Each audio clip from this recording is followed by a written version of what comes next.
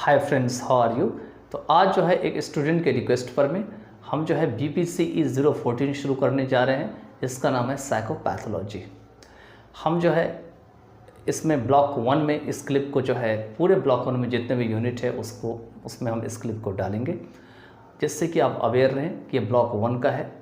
और जितने भी डिफ़िकल्ट वर्ड्स हैं सारे यूनिट में उसको भी हम साथ में एक्सप्लेन करते जाएंगे, क्योंकि एग्जामिनेशन को पास करने के बाद हम अपनी जो लैंग्वेज है उसको रिटन या स्पोकन में उतना अच्छा नहीं यूज़ कर पाते हैं, क्योंकि हमें वर्ड को कॉन्टेक्सचुअली यूज़ करना नहीं आता। तो हम भी कोशिश करते हैं कि कॉन्टेक्सचुअली उसको एक्सप्लेन किया जाए जितना हमें जानकारी है। बाकी आप हमारे साथ एसोसिएट होकर के जो है अगर कोलैबोरेट करेंगे तो वो और भी बेटर हो जाएगा।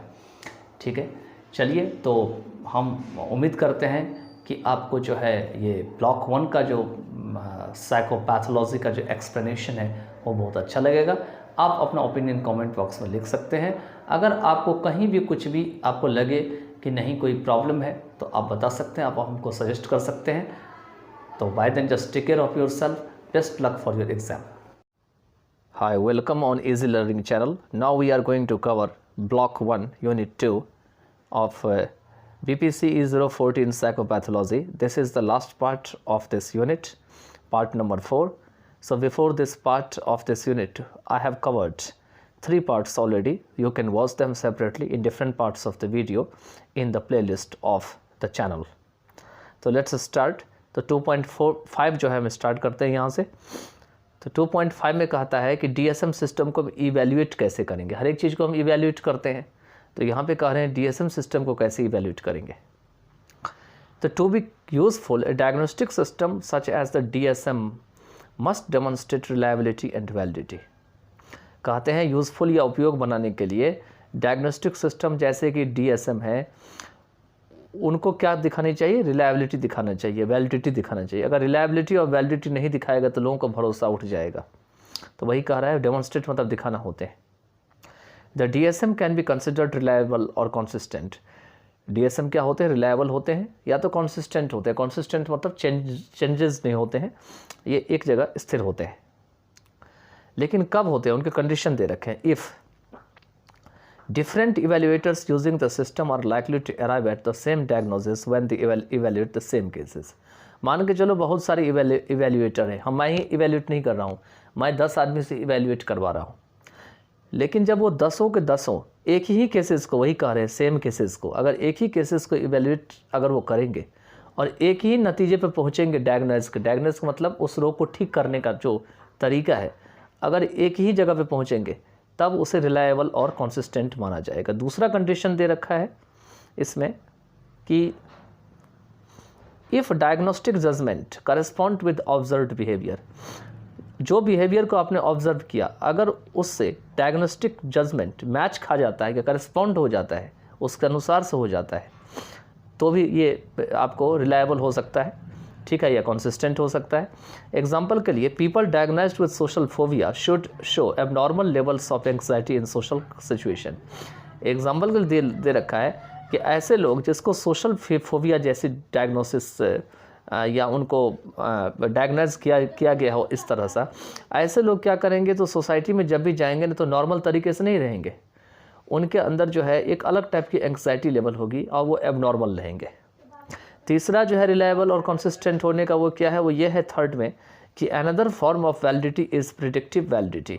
दूसरा जो फॉर्म ऑफ वैलिडिटी का वो प्रिडिक्टिव है, मतलब इसको जो हम केवल अनुमान कर सकते हैं, इसको हम पूरा का पूरा जो है मतलब जो है सही नहीं कर सकते हैं।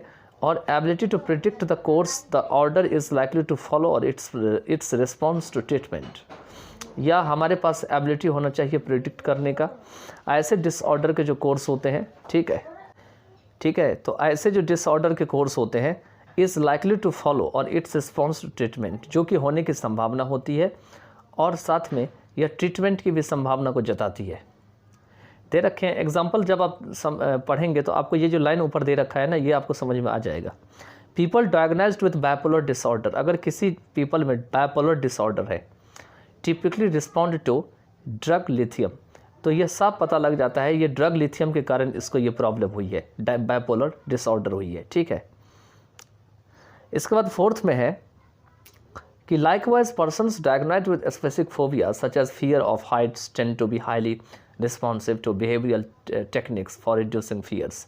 इसी तरीके से ऐसे लोग जिसको स्पेसिफिक फोबिया के द्वारा जो है डायग्नोज किया गया है, जैसे किसी आदमी को जो है ऊंचाई से डर लगता है, कोई ऊंचा जगह पे गया तो उसको डर लगता है देख करके, tend to be highly responsive, तो वहाँ पर भी ये हाईली रिस्पॉन्सिव हो जाते हैं to behavioural techniques for reducing fears, क्योंकि उन्हें तो डर ख़त्म करना है वहाँ पे जहाँ पे वो खड़ा होता है देखता है हाइट्स को, तो इसीलिए वो क्या करता है, वो वहाँ कुछ ना कुछ रिस्पॉन्स करता है, उनके बिहेवियर में चेंजेस आते हैं। ठीक है, अब नेक्स्ट पैराग्राफ नीचे वाले में चलते हैं, इसमें देखते हैं क्या दे रखे हैं। तो overall evidence supports the reliability and validity of many DSM categories. तो पूरा तरीके से देखा जाए तो ये जितने भी एविडेंस है, ये जो रिलायबिलिटी और वैलिडिटी होती है बहुत सारे DSM कैटेगरीज की, उसको सपोर्ट करती है, including many anxiety and mood disorder, जिसमें बहुत सारी एंग्जाइटी और मूड डिसऑर्डर है, और साथ ही साथ अल्कोहल और ड्रग डिपेंडेंस डिसऑर्डर्स भी शामिल होते हैं। Yet questions about validity persist for some diagnostic classes, लेकिन अभी भी क्वेश्चन जो है लगातार बनी रहती है डायग्नोस्टिक क्लासेस के लिए, जैसे कि एक्सेस 2 के लिए जो पर्सनैलिटी डिसऑर्डर है, और साथ ही साथ जो एक्सेस 5 है ग्लोबल असेसमेंट ऑफ फंक्शनिंग है, जिसके बारे ऊपर जो है आपको मोस मैककॉय एंड मोस जो है 2000 विजियर और सैमनसन 2005 का जो है स्टेटमेंट दिया गया है। Overall, it is fair to say that the validity of the DSM remains a subject of ongoing debate and study। और पूरा का पूरा अगर मिला के देखा जाए तो यहाँ पर मैं यह भी कहना उचित होगा कि जो DSM की जो वैलिडिटी होती है, ठीक है, remains a subject, ये कौन सा एक सब्जेक्ट बन के रह जाता है of ongoing debate and study, क्योंकि ये एक चलती हुई डिबेट या स्टडी होता है, मतलब ये रुकता नहीं है बिल्कुल। ठीक है, जितना ज़्यादा आप इसके ऊपर छानबीन करेंगे उतना ज़्यादा आपको कुछ ना कुछ नया चीज़ इसमें मिलेगा, तो इसलिए ऑनगोइंग डिबेट होता है और स्टडी होता है। अब नेक्स्ट पैराग्राफ में है, थोड़ा लेटर इसमें जो है वो उतना अच्छा नहीं है प्रिंट में, तो थोड़ा सा मैं पढ़ के बता देता हूँ, आपको समझ में आ जाएगा। मेनी ऑब्जर्वर्स है ये have argued that the DSM should become more sensitive to cultural and ethnic diversity. बहुत सारे ऐसे ऑब्जर्वर हैं, उन्होंने बहस की है, आर्ग्यू किए हैं कि DSM जो है वो काफ़ी ज़्यादा सेंसिटिव होते हैं या कल्चरल होते हैं और एथनिक डाइवर्सिटी के में होनी चाहिए, क्योंकि अगर डिफरेंट कल्चर में जाएंगे तो वहाँ पे DSM डिफरेंट दिखाएगा, उनका एथिक्स वहाँ पे कैसा लोग सोचते हैं, कैसे सोचते हैं, क्या चीज़ राइट है क्या चीज़ रॉन्ग है, ये सब सारी चीज़ एथिक्स में आती है। तो वहाँ पे अगर डायग्नोसिस करेंगे, वहाँ पे देखेंगे तो आपको डिफरेंट रिजल्ट आएगा। The behaviors included as diagnostic criteria in the DSM are determined by consensus of mostly US trained psychiatrists, psychologists and social workers। कहते हैं कि जो बिहेवियर है जिसमें डायग्नोस्टिक क्राइटेरिया जो है DSM के शामिल होते हैं, इन्हें कॉन्सेंसस के द्वारा, मतलब मिलजुल के द्वारा, अधिकतर US के जो ट्रेंड साइकेट्रिस्ट होते हैं, साइकोलॉजिस्ट होते हैं और सोशल वर्कर होते हैं, उनके द्वारा क्या किए जाते हैं, तो निश्चित किए जाते हैं।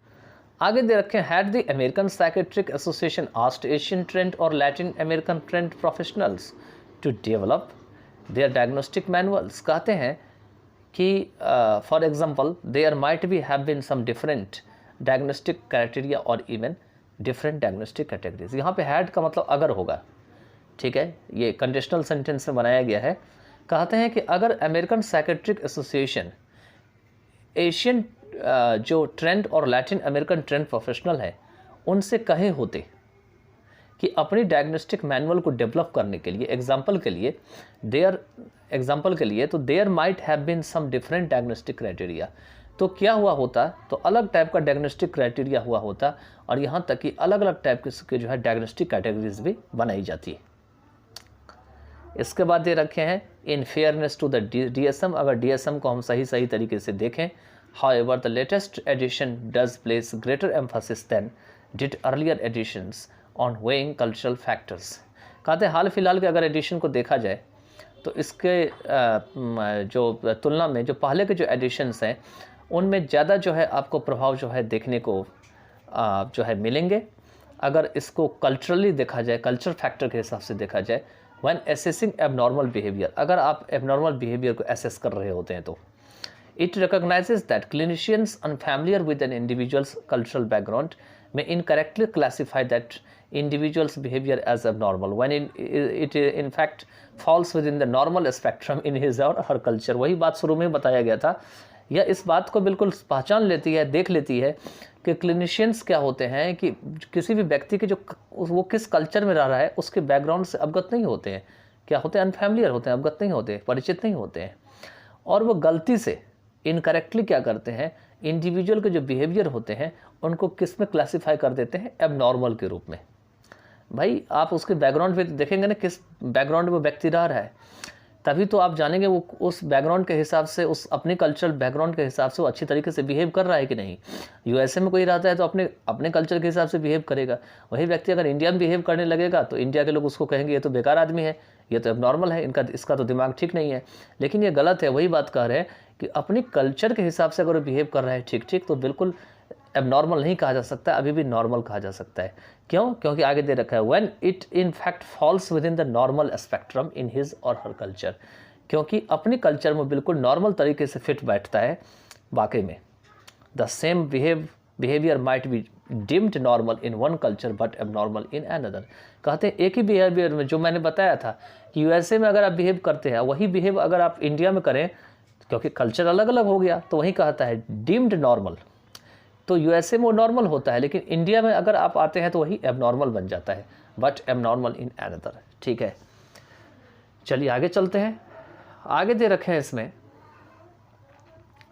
The DSM-4TR specifies that in order to make a diagnosis of a mental disorder, the behavior in question must not merely represent a culturally acceptable and sanctioned response to a particular event, even though it may seem old in the light of the examiner's own cultural standards। कहते हैं DSM-4TR इस बात को निश्चित करते हैं कि अगर मेंटल डिसऑर्डर की डायग्नोसिस को अगर पकड़ा दे जाए, उसको देखा जाए, जिसमें बिहेवियर के ऊपर क्वेश्चन किया जाता है, तो ये केवल कल्चर की जो एक्सपेक्टेबिलिटी है उसी को नहीं बताती है, और जो सैंक्शन रिस्पॉन्स है, मतलब ऐसे रिस्पॉन्स जिसके ऊपर सैंक्शन लगाया गया है किसी भी पर्टिकुलर इवेंट के लिए, even though it may seem odd in the light of the examiners on cultural standard. क्योंकि एग्जामिनर के अपनी कल्चर में रहता है तो क्या करेगा, ऐसी चीज़ों को अपनी तरीके से देखेगा, तो वो उसको ये चीज़ ऑड दिखाई देगा। ठीक है, उसके बाद DSM जो 4TR है also recognises that abnormal behaviours may take different forms in different cultures and that some abnormal behaviour patterns are culturally specific. DSM 4TR इस बात को भी पहचानती है या स्वीकार करती, रिकॉग्नाइज करती है कि एबनॉर्मल बिहेवियर जो होते हैं वो अलग अलग कल्चर में अलग अलग फॉर्म के जो है हो सकते हैं, डिफरेंट हो सकते हैं, और कुछ एबनॉर्मल बिहेवियर की जो पैटर्न होती है वो कल्चरली स्पेसिफिक होती है। कहते हैं उस कल्चर में ये होती है, लेकिन आपको वो एबनॉर्मल दिखाई देगा। चलिए आगे चलते हैं।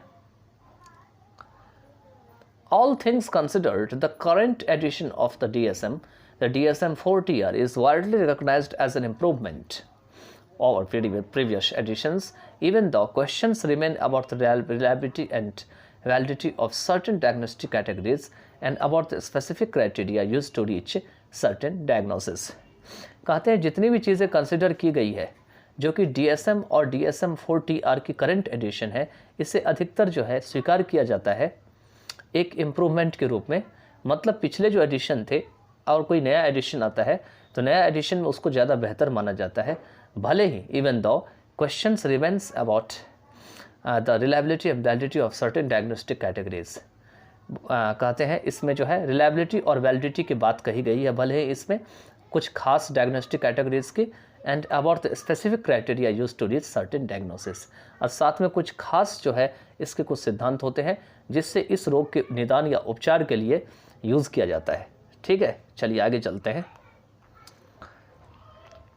आगे है आपको 2.6 में कि एडवांटेजेस और डिसएडवांटेजेस क्या है DSM सिस्टम का। आपने अभी देख लिया DSM सिस्टम कैसे काम करती है, और अब इसके फ़ायदे व गैरफायदे, एडवांटेजेस फ़ायदे हो गए और डिसएडवांटेजेस गैरफायदे हो गए, तो आखिर इसमें क्या दोनों में फ़ायदे या गैरफायदे हैं अभी पता लग जाएगा आपको, अभी आप देखेंगे तो कहते हैं the major advantage of the DSM may be its designation of specific diagnostic criteria. कहते हैं जो मुख्य जो एडवांटेज है DSM के, जो कि अपनी डेजिग्नेशन में देखी जाती है स्पेसिफिक डायग्नोसिस क्राइटेरिया में, मे be its designation of specific diagnostic criteria, क्योंकि अगर DSM नहीं होगा तो स्पेसिफिक डायग्नोस्टिक क्राइटेरिया का पता नहीं लगेगा कि किस बीमारी के लिए खास कर में कौन सा इलाज होना चाहिए, कौन सा डायग्नोस्टिक को अपनाया जाना चाहिए।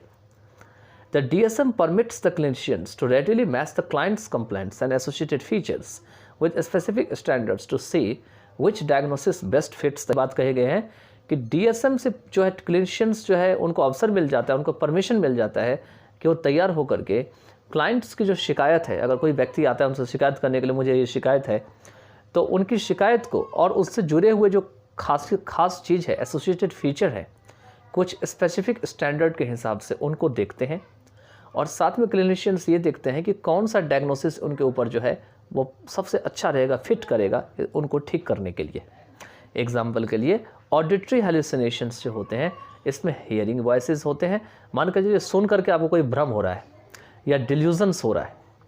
फिक्स्ड बट फॉल्स बिलीव्स, मतलब फिक्स कर लिया आपने दिमाग में, लेकिन ये बिलीफ क्या होते हैं, अपने दिमाग में तो आपने भ्रम पैदा कर लिया लेकिन वो ठीक नहीं होते, वो विश्वास गलत है। Such as thinking that other people are devils, जैसे आपने मान कर दिमाग में मान लिया पहले से कि हम ठीक है लेकिन दुनिया में जितने भी लोग हैं सारे क्या है, शैतान है।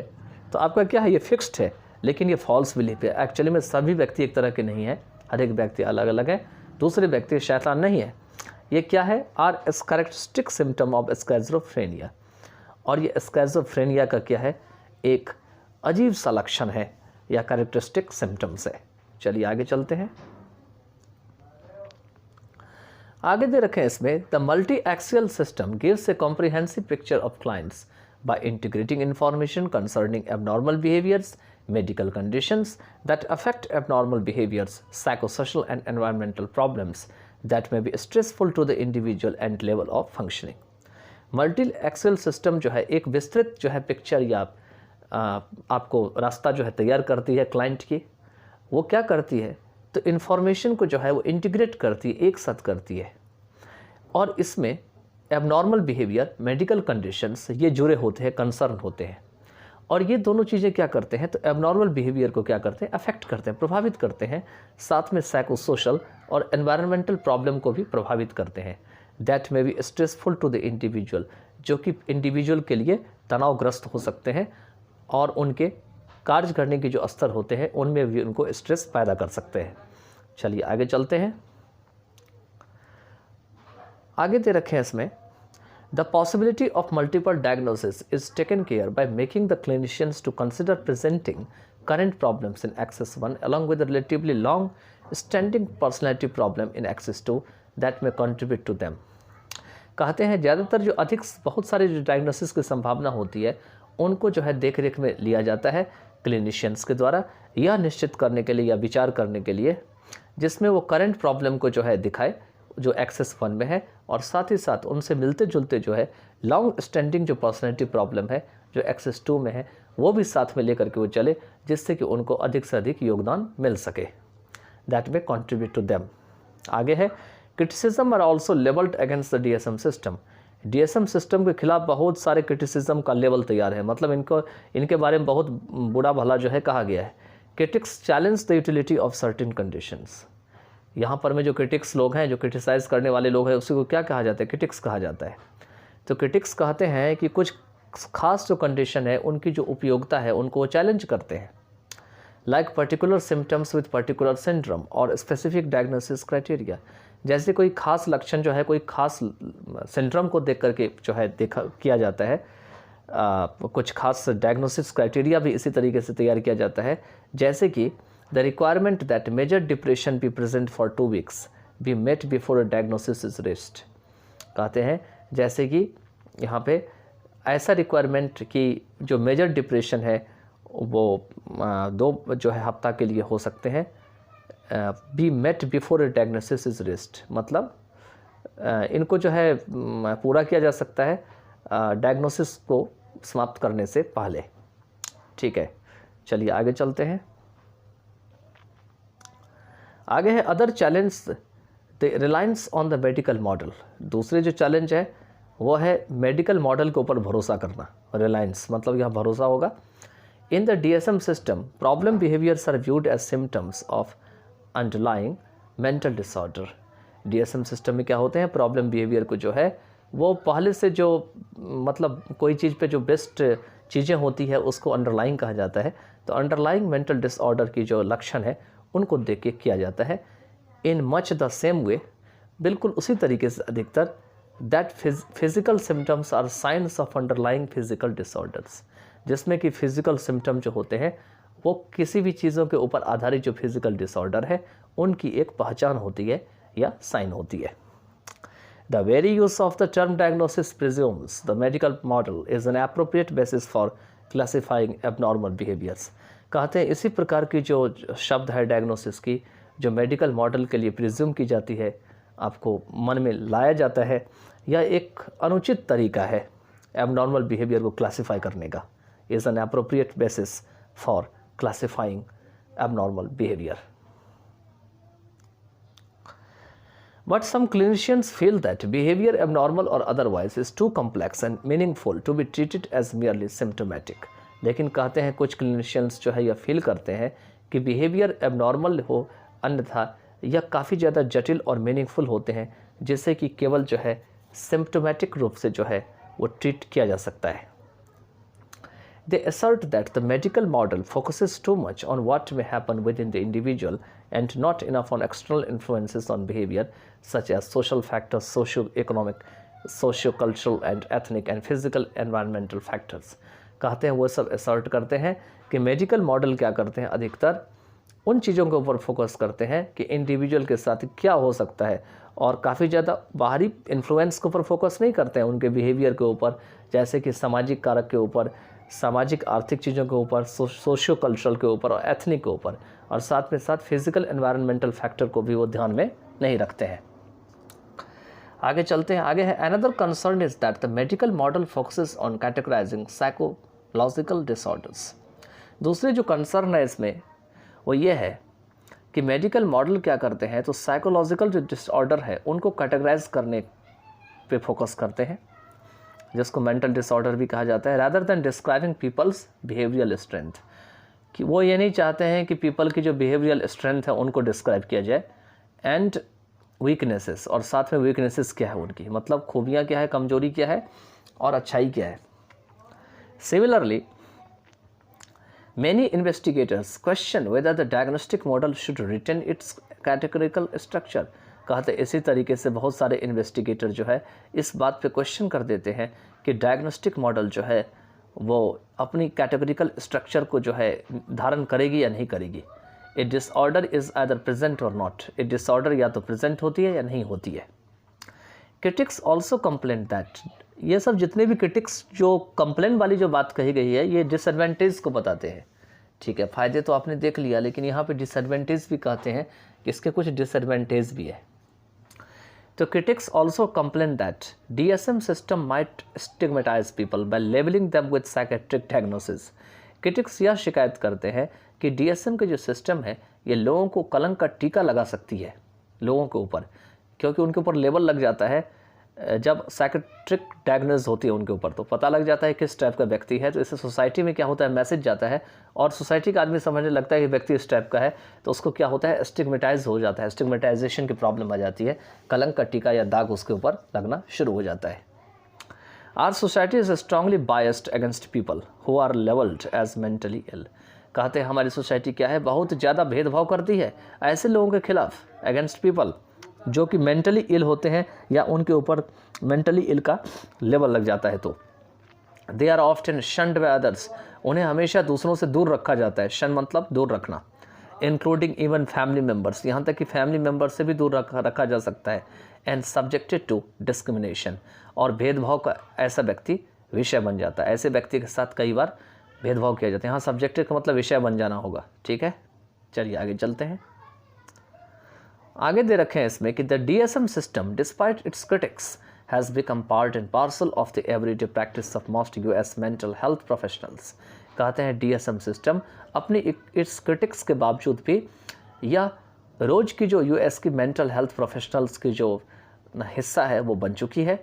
It may be the one reference manual found on the book shelves of nearly all professionals, और कहते हैं जितने भी प्रोफेशनल्स होते हैं उनकी लगभग सभी के बुक शेल्फ्स में जो है ये मैनुअली रूप से आपको जो है रेफरेंस ग्रुप में मिलेंगे आपको।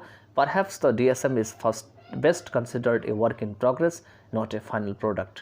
शायद DSM जो है ऐसा समझा जाता है कि अभी भी इसके ऊपर काम चल रहा है या एक फाइनल प्रोडक्ट नहीं है। चलिए आगे चलते हैं। आगे आप आ गए चैप्टर के एंड की ओर और इसमें है लेट अस सम अप। देखते हैं लेट अस सम अप में क्या है। लेट अस सम अप अभी तक आपने आखिर में पूरी चैप्टर में क्या पढ़ा है उसके ऊपर में थोड़ा ब्रीफ या समरी में इसमें आप देखेंगे। कहते हैं classification is necessary in all branches of knowledge. जितनी भी नॉलेज की ब्रांच है सभी में क्लासिफिकेशन जरूरी है। In the area of personality and abnormal behaviour classification is based on assessment of what clients से एंड हाउ दे बिहेव। कहते हैं अगर एबनॉर्मल बिहेवियर और पर्सनैलिटी के क्षेत्र में देखा जाए तो क्लासिफिकेशन जो होते हैं ऐसे असेसमेंट पर आधारित होते हैं जिसमें ऑफ क्लाइंट्स जो है जो बात कहते हैं या किस तरीके से बिहेव करते हैं उस तरीके से उसको क्लासीफाई किया जाता है। It also takes account of events they have experienced in the present as well as their past histories। कहते हैं इनमें उन सारी घटनाओं की जानकारी होती है जिसमें ऐसा व्यक्ति की जो प्रेजेंट है और साथ ही साथ उनके जो पास्ट की कहानियाँ हैं उनको भी एक्सपीरियंस किया जाता है।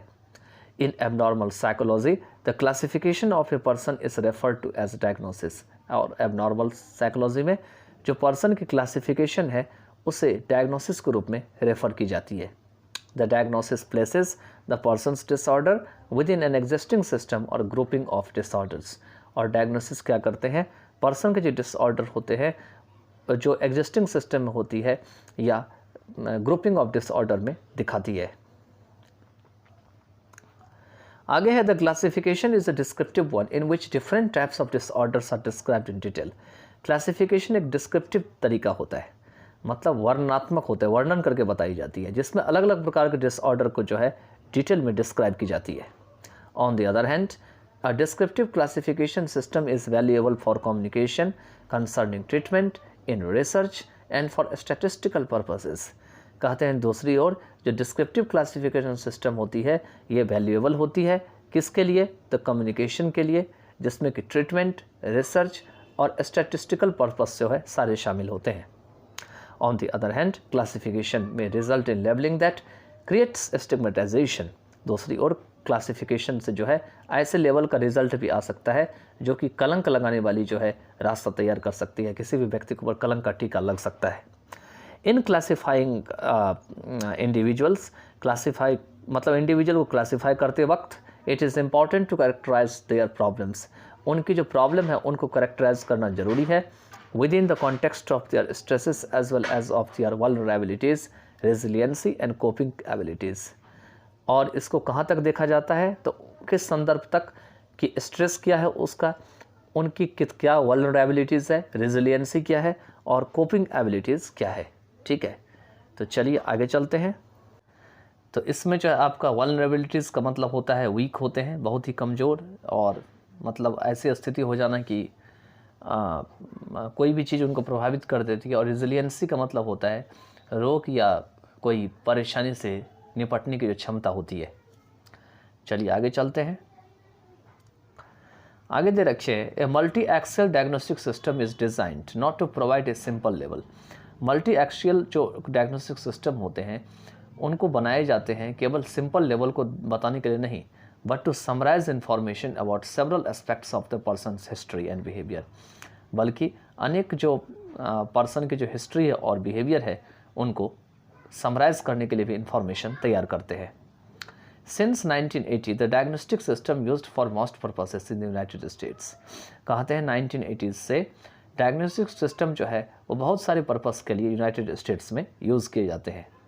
The diagnostic and statistical manual और mental disorder has used a multi axial system.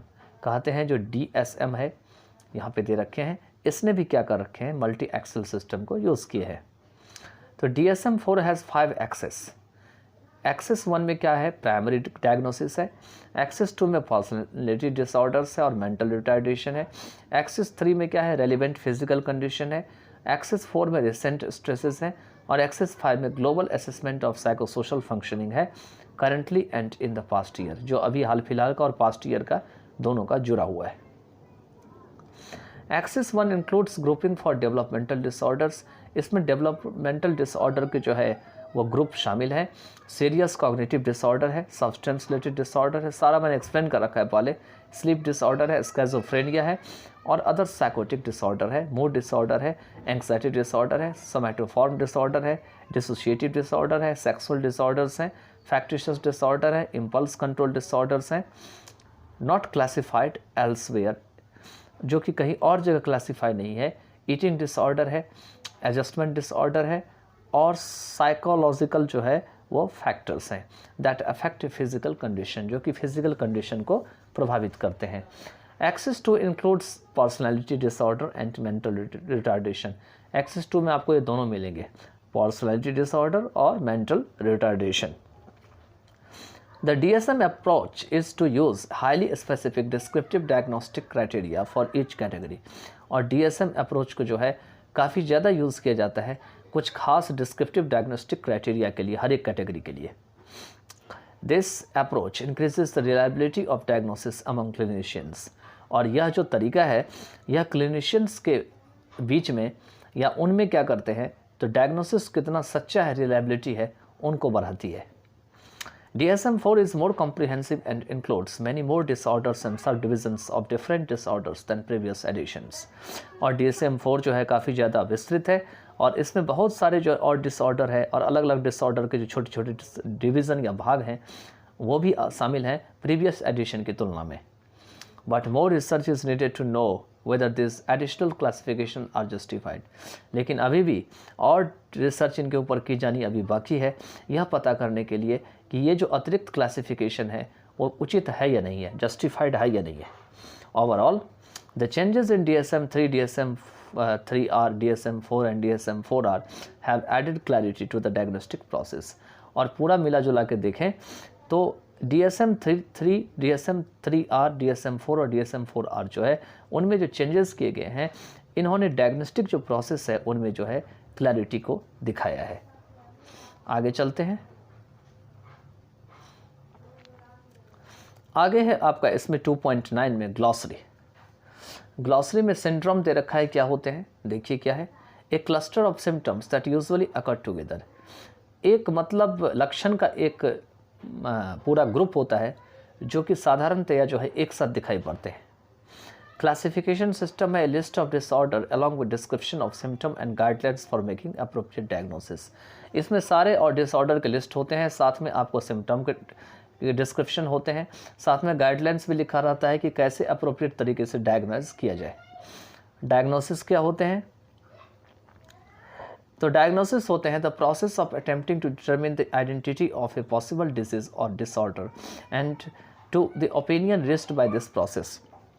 एक ऐसा प्रोसेस होते हैं जिसमें यह प्रयास किया जाता है कि कोई जो खास बीमारी है या डिसऑर्डर है उनको पहचान कैसे किया जाए, उनको कैसे निश्चित किया जाए और क्या जो है इसके ऊपर विचार किया जाए, इस प्रोसेस तक पहुँचते पहुँचते या इस प्रोसेस के द्वारा क्या निदान किया जाए।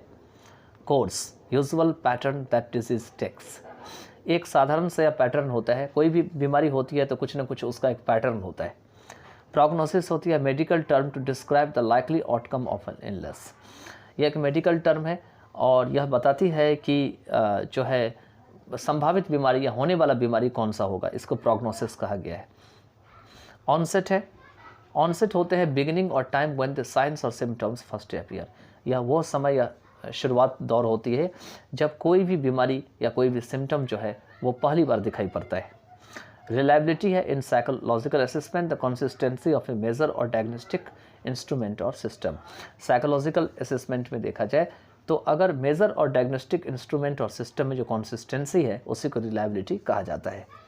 वैलिडिटी जो होते हैं the degree to which a test और diagnostic system measures the traits और construct its purpose to major.